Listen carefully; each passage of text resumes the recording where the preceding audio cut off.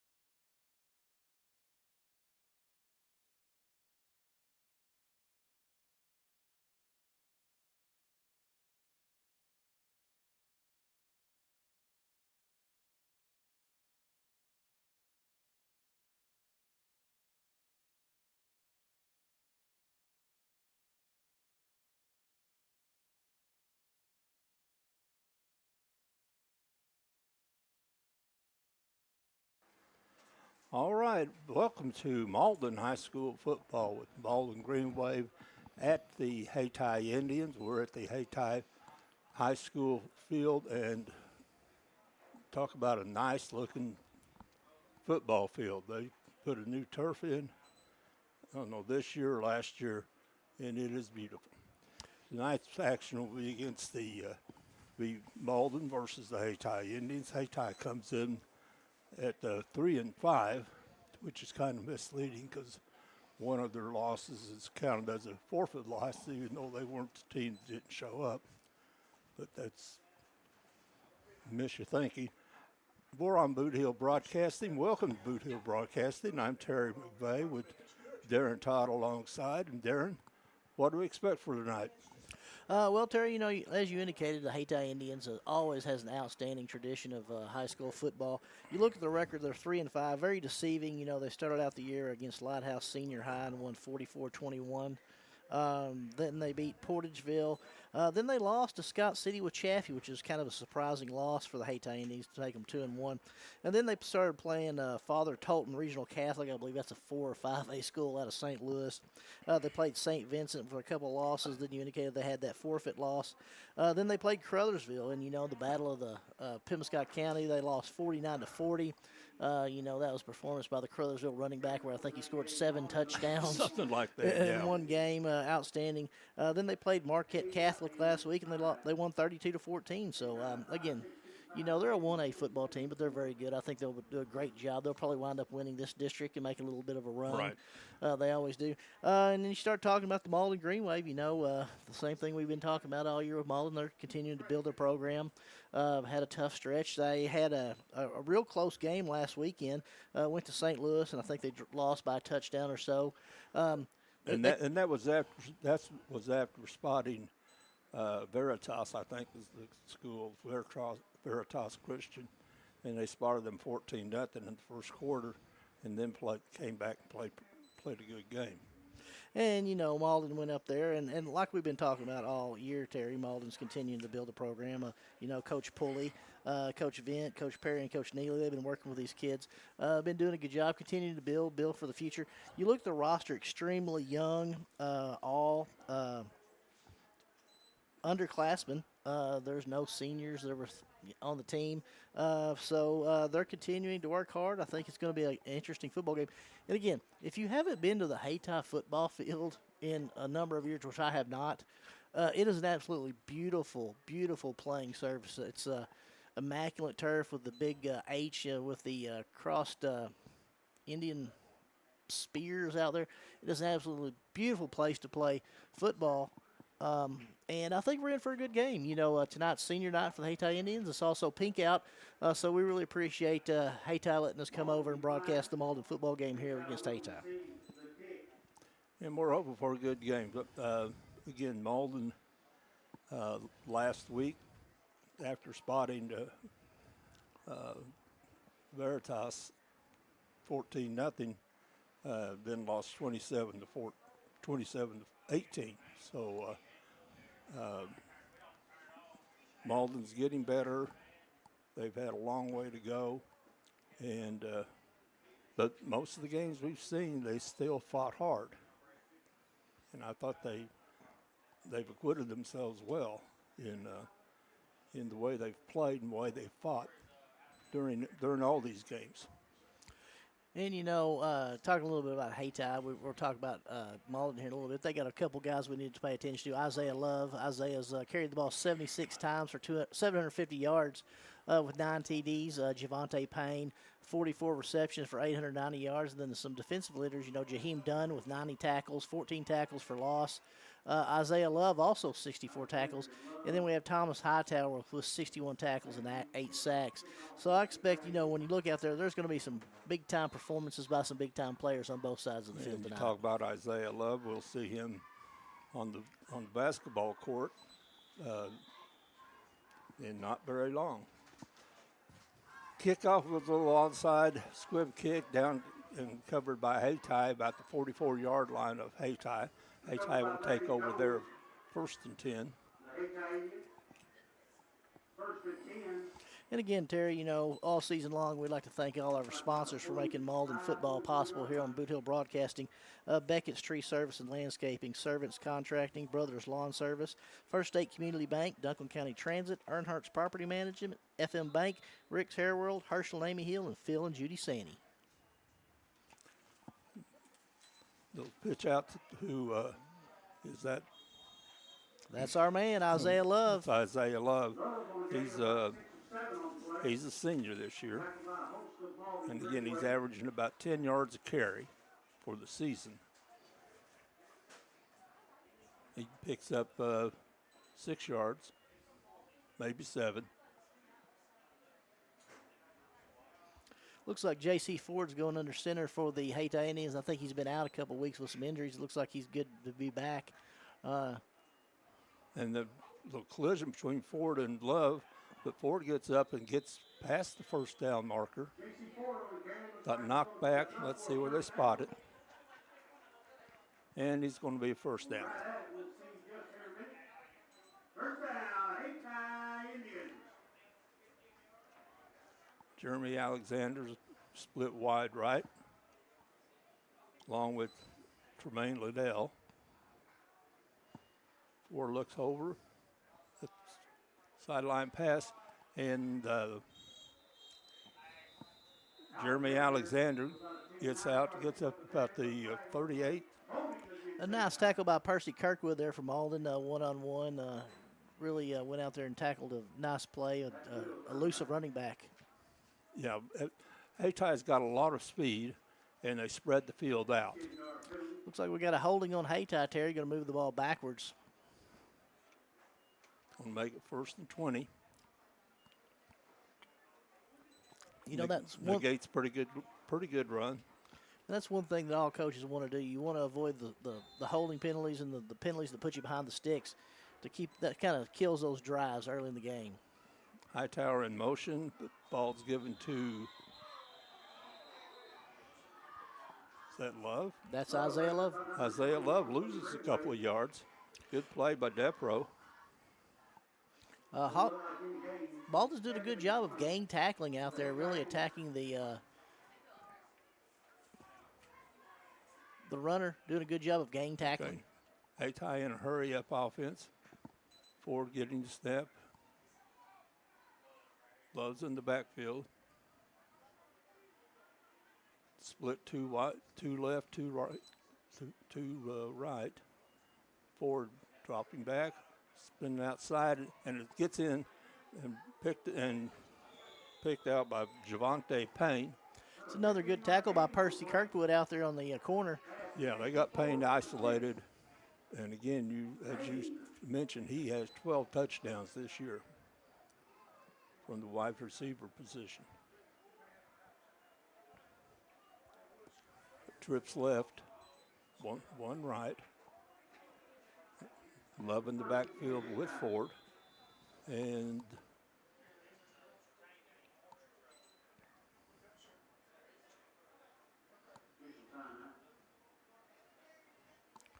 looks like the officials might be talking about the spot, possibly, Terry. A little bit of confusion, maybe.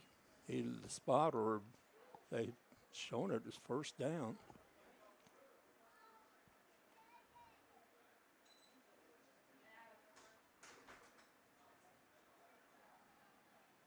I didn't think that Payne had picked up enough for the first down on the last play. Man, that may be what they're talking about.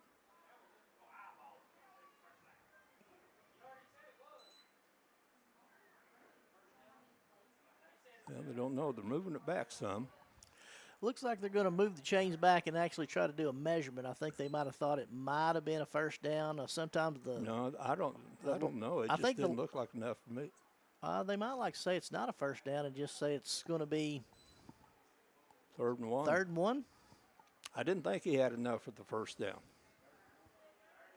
Looks like it's going to be a 3rd and 1 for Hayti.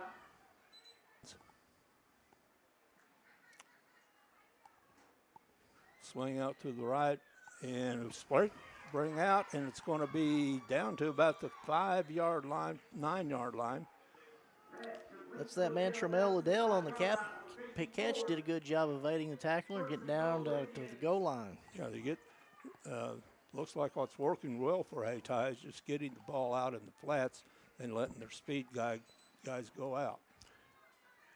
There's Payne, touchdown, or a Ford, not Ford, Love, touchdown from the 7-yard touchdown run. 9:21 left in the first quarter, 6-0. Hayti.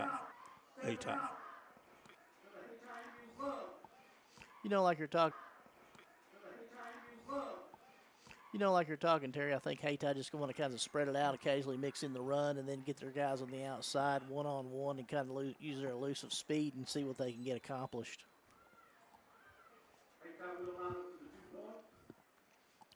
Hayti going for two. Pitch to the right.